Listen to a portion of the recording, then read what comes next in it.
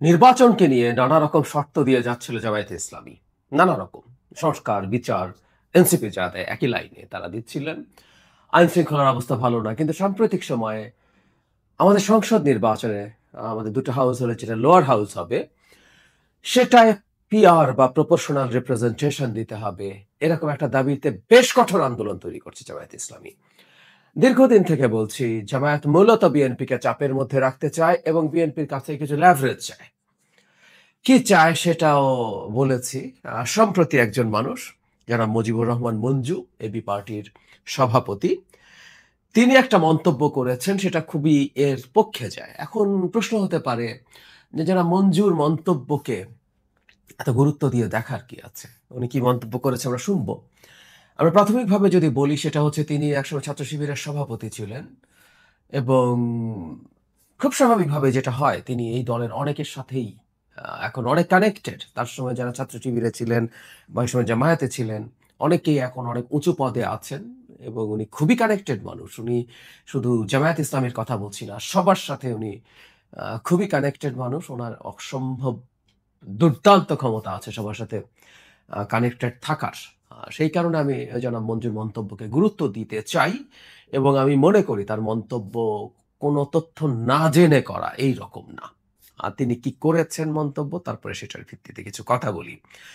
সমকালের headline হচ্ছে নির্বাচনে BNP জামায়াতকে জোটের পরামর্শ মঞ্জুর। মঞ্জু ভাই বলছেন, গণঅভ্যুত্থান পরবর্তী সময়ে বিএনপি ও জামায়াতের বিরোধ দুঃখজনক। মাত্র ৭ বছর আগে দলীয় স্বার্থে ২ দল একই প্রতীক নিয়ে নির্বাচন করেছে।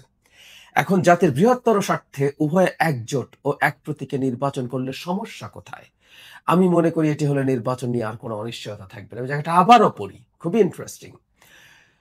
যারা মঞ্জু বলছেন মাত্র ৭ বছর আগে দলীয় স্বার্থে ২ দল একই প্রতীক নিয়ে নির্বাচন করেছে। এখন জাতির বৃহত্তর স্বার্থে উভয়ে একজোট ও এক প্রতীকে নির্বাচন করলে সমস্যা কোথায়? আমি মনে করি এটি হলে নির্বাচন নিয়ে আর কোনো অনিশ্চয়তা থাকবে না। তার মানে মঞ্জু বলছেন জাতির বৃহত্তর স্বার্থে। তাহলে উনি কি ইন্ডিকেট করছেন আমরা বুঝবো। আর যদি এটা হয় মানে এক প্রতীকে, উনি ৭ বছর আগের কথা বলছেন ২০১৮ সালে জামায়াতের যেহেতু নিবন্ধন ছিল না সেই নির্বাচনে বিএনপি জামায়াতকে যেই প্রতীক মানে সিটগুলো দিয়েছিল সেখানে জামায়াত ধানের শীষ নিয়ে নির্বাচন করেছিল। তো তিনি বলছেন যে এটা হলে নির্বাচন নিয়ে আর কোনো অনিশ্চয়তা থাকবে না। তার মানে যে অনিশ্চয়তাগুলো হচ্ছে যারা মঞ্জু অন্তত মনে করছেন সেগুলো মূলত জামায়াতে ইসলামীকে নিয়ে বিএনপি নির্বাচন করছে না সেই কারণে হচ্ছে। Very clear interpretation. এবং এটা জাতির বৃহত্তর স্বার্থে হতে হবে। জাতির বৃহত্তর স্বার্থ মানে কি? মানে হচ্ছে নির্বাচনকে কেন্দ্র করে যাতে একটা অনিশ্চয়তা তৈরি হয়, সেই অনিশ্চয়তার কে কেন্দ্র করে এনিথিং ক্যান হ্যাপেন। মানে কি হবে না হবে আমরা সত্যিই জানি না। এই তত্ত্বাবধায়ক সরকার থাকবে কি থাকবে না, এটা এক্সটেন্ড করবে কি করবে না, মিলিটারি শাসন চলে আসবে নাকি আমরা সংঘাতের মধ্যে ঢুকে যাব, কেউ গৃহযুদ্ধের অনুমান করছেন। তো সবকিছু থেমে যাবে, ঠিক হয়ে যাবে যদি বিএনপি কাজটা করে। এটা হচ্ছে জনাব মঞ্জুর বক্তব্যের মোদ্দা কথা। এখন খুব স্বাভাবিকভাবে এই প্রশ্ন কেউ করবেন, বিএনপি কি তার জাতির এই বৃহত্তর স্বার্থে এই কাজটা কেন করবে না? আমি জনাব মঞ্জুর এই মন্তব্যটাকে খুবই সিরিয়াসলি নিতে চাই। ওই যে শুরুতেই বলেছি, তিনি অত্যন্ত কানেক্টেড মানুষ। জামায়াত তো বটেই, বিভিন্ন দল, বিভিন্ন মানুষের সাথে তার অসাধারণ যোগাযোগ আছে। তার সাথে দেখা হলে আমি ফান করে ওনাকে এইগুলো নিয়ে খোঁচাও দেই।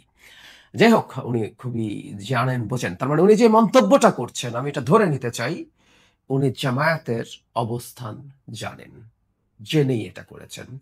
কিছুদিন আগে, মানে বেশ কিছুদিন হবে, আগে একটা খালেদ মহিউদ্দিনের সাথে একটা শোতে আমি একসাথে ছিলাম। সেখানেও তিনি আসন নিয়ে নেগোসিয়েশন এর আলাপ এনেছিলেন এবং আমি সেটা নিয়ে একটা ভিডিও করেছিলাম।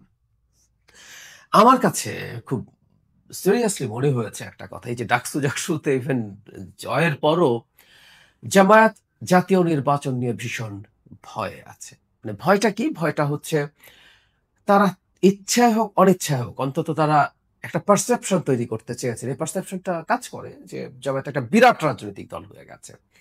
আমরা খেয়াল করব অনলাইনে তাদের অসাধারণ একটা ইকোসিস্টেম আছে। এর কাছে ধারেরও কারো নেই। সেখানে পোল, সেখানে কমেন্ট, যেকোনো জায়গায় জামাতের বিরুদ্ধে কেউ কিছু বললে এমনভাবে রিঅ্যাকশন হয়, বিপক্ষে গেলে হাহা রিঅ্যাকশন প্রিভেইল করে। আর জামাতের পক্ষে গেলে সেখানে অসাধারণ পজিটিভ রিঅ্যাকশনস আসে। পোল হলে নির্বাচনে কে জিতবে, বিএনপি দ্বিগুণ তিনগুণ ভোট পেয়ে জামায়াত ইসলামী জিতে যায়। ফলে আমরা যেহেতু সোশ্যাল মিডিয়া বাবলে অনেকে বিশ্বাস করা শুরু করে দিয়েছি, আমাদের এডুকেটেড মিডল ক্লাসের মধ্যে, এমনকি যারা জামাত সমর্থক নন, নিতান্ত মধ্যপন্থী, মধ্যবাম বা বাম ঘরানার মানুষেরও এক ধরনের ইলিউশন তৈরি হয়েছে যে জামাত বিরাট শক্তিতে পরিণত হয়েছে। আমার সাথে অনেকে এই ডিবেট করেন যে জামাত এবার ৭০-৮০টা সিট পেয়ে যাবে। এখানে এই সংকটটা তৈরি হয়েছে এবং এই সংকটটা জামায়াত নিজে তৈরি করেছে। যখন জামায়াত সম্পর্কে এই তথ্যটা মানুষের মাথায় ঢুকে গেছে, সেই জামাত যদি ১৫টা সিট পায়, টেনে টুনে ২০টা, আরো বাড়িয়ে ২৫টা, সেই জামায়াত কি আর রাজনীতি করতে পারবে? জামাতের প্রপোর্শনাল রিপ্রেজেন্টেশন চাওয়ার একটা বড় কারণ হয়তো তারা ভাবছে ভোট পেলে এটা হবে। কেউ মনে করেন এটা ঠিক, জামাতের পপুলার ভোটের যে পার্সেন্টেজ হবে সেটা হলে তার সিটের সংখ্যা বেশি হবে। কিন্তু জামাত এটা করতে চায় বলে আমি মনে করি না। জামাত খুব চাপ দেওয়ার জন্য কাজটা করে। কিন্তু এটাও ফ্যাক্ট, ফার্স্ট পাস্ট দ্য পোস্টে জামাতের পপুলার ভোটের পার্সেন্টেজ বাড়লেও সিটের সংখ্যা খুব বেশি বাড়বে না। একটা সিটে জামাতে যদি ২৫,০০০ ভোট থাকে, সেখানে ৫০,০০০ হলেই বাকি। ৫০,০০০ ভোট হবে হয়তো, কিন্তু তারা জিতবেন না। সুতরাং তারা জানেন তারা কেমন রেজাল্ট করতে যাচ্ছে। এটা জামাতের ভবিষ্যৎ রাজনীতিকেই বিরাট প্রশ্নের মুখে ফেলে দেবে।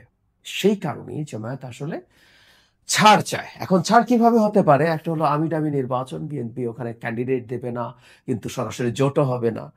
কিন্তু মঞ্জু ভাই একটা অদ্ভুত আলাপ আনছেন, সেটা হলো জোট করে নির্বাচন করলে কি হবে? প্রথম কথাটা হচ্ছে জামাতের সাথে জোট কেন করতে হবে? জামায়াতের আসলে গুরুত্ব বিএনপির কাছে যা ছিল, আমি অনেকদিন আগে একটা ভিডিও করেছি, জামাতের ওই গুরুত্ব আর বিএনপির কাছে নাই। জামাত গুরুত্বপূর্ণ হয়ে ওঠে যখন বিএনপির সাথে আওয়ামী লীগ থাকে এবং তাদের মধ্যে একটা কঠোর কম্পিটিশন থাকে। এমনকি এবার আওয়ামী লীগও যদি থাকতো, বিএনপির জামায়াতকে প্রয়োজন ছিল না। মানে কেন জামায়াতকে প্রয়োজন? বিএনপি আওয়ামী লীগের যথেষ্ট কঠোর কম্পিটিশন যখন হয়, অন্তত ১০০'র মতো সিট আছে যেখানে জামাতের ২৫-৩০ হাজার ভোট ওদের থাকেই। কিছু জায়গায় অনেক ভালো আছে। এভারেজ ২০-২৫ হাজার, ৩০ হাজার ভোট যদি থাকে, সেটার একটা বিরাট ইম্প্যাক্ট পড়ে। সুতরাং জামাতকে যদি সাথে রাখা হয়, তাহলে আওয়ামী লীগের সাথে কম্পিটিশনে ভালো করা যাবে, এই পারসেপশন আছে এবং ২০০১ সালে বিএনপি এটার বেনিফিট পেয়েছিল। যদিও আমি মনে করি পরবর্তীতে জামাতকে সাথে রাখা বিএনপির জন্য ডিজাস্টার ছিল। কারণ যে পার্সেন্টেজে জামাতের ভোট বিএনপির সাথে যোগ হয়েছে, তার চেয়ে বেশি তরুণ ভোটাররা জামায়াত সাথে থাকার কারণে বিএনপিকে ত্যাগ করেছে। আর ইন্টারন্যাশনাল ইম্প্যাক্ট, 9/11 পরবর্তী গ্লোবাল ইম্প্যাক্টের কথা বাদই যদি দেই, তো ফলে জামাতকে ওই সময় লাগতো। জামাতকে এখন কেন জোটে নিতে হবে? আর বিএনপি যখন নির্বাচন করবে, একটা বিরোধী পক্ষ তো থাকতে হবে। আওয়ামী লীগ নাই, জাতীয় পার্টিকে নিষিদ্ধ করার আলাপে যাচ্ছে সবাই। জামাত না থাকলেও তাহলে কি, মানে এটা কিসের নির্বাচন হবে? কার সাথে, কার বিরুদ্ধে নির্বাচন হবে? কেন নির্বাচন হবে? এই প্রশ্নগুলো আসবে। এবং আমি সিরিয়াসলি মনে করি জামায়াতকে এবার আলাদা নির্বাচন করতে দেওয়া উচিত। হতে পারে ধরে নিলাম জামাত বিরাট ভালো করে ফেললো, এটা আমাদের জন্য একটা লার্নিং হবে। জামাত কত সিট পায়, তার পপুলার ভোটের পার্সেন্টেজ কত। কারণ জোটে ভোট করলে ওর মধ্যে কমন ভোট, বিএনপির ভোট ঢুকে যায়, এটা হিসাব করা যাবে না। সুতরাং ভবিষ্যৎ রাজনীতির ল্যান্ডস্কেপ বোঝার জন্য জামাতের আলাদা নির্বাচন করা ফরজ, এবং এইবারই বিএনপি জামাতকে দূরে রেখে নির্বাচন করাটা অ্যাফোর্ড করতে ভালোভাবেই পারবে। সুতরাং এটা করা উচিত হবে। কিন্তু যেটা মঞ্জুর বক্তব্য থেকে আমরা যে আন্ডারস্ট্যান্ডিংটা পেলাম, আসলে জামাত তার ইজ্জত রক্ষা করতে চাইছে। মানে এখন বিএনপিকে জামাতের ইজ্জত রক্ষার দায়িত্ব নিতে হবে, তাকে ৫০-৬০টা সিটে জেতাতে হবে। শুধু তাই না, জামাতের টপ লিডার্স, তার যেসব সিট আছে, সেসব সিটেও তারা জিতবেন না, এই পারসেপশন ইজ ভেরি হাই। এখন জামাতের শিওর যেসব হাতে গোনা যে কয়টা সিট আছে, সেগুলোর থেকে যদি তারা নির্বাচন করতে যান, তখন এটাও মানুষের সামনে খুব ক্লিয়ার হয়ে যাবে যে আমির, নায়েবে আমির বা জামাতের সাধারণ সম্পাদক বা মহাসচিব, তারা ওই নিজের কনস্টিটিউয়েন্সির বাইরে গিয়ে নির্বাচন করে জিততে চাচ্ছেন। এটা জামাতের মোরাল একটা ডিফিট, যে এত প্রতিষ্ঠিত, এত সুনামি হয়ে গেছে নাকি দলটা, এত সমর্থন নাকি তার, তো সেই দলের টপাররাও জিততে পারছে না। সুতরাং জামাতের ইজ্জত দিয়ে নানা দিকে নানা টানাপোড়েন তৈরি হয়েছে। এখন প্রশ্ন হচ্ছে বিএনপিকে ইজ্জত রক্ষা করতে হবে কেন? কারণ নাহলে জামাত এনার্কি করবে, নির্বাচন হতে দেবে না। এই ঠ্যাকটাই, এই ঠ্যাক কোট আনকোট, এই ঠ্যাকটাই আসলে বিএনপিকে জামাত দিচ্ছে। আমি নির্বাচন হতেই দেব না, আমি খেতে না পারলে আমি তোমাকে খেতে দেব না। ব্যাপারগুলো এই রকম। খুব কথ্য ভাষায় বললাম, আমাকে যেতে দিতে হবে, না হলে হবে না। দীর্ঘদিন থেকে যা, যা চলছিল, যা, যা অনুমান করছিলাম ঘটনা আদতে সেটাই।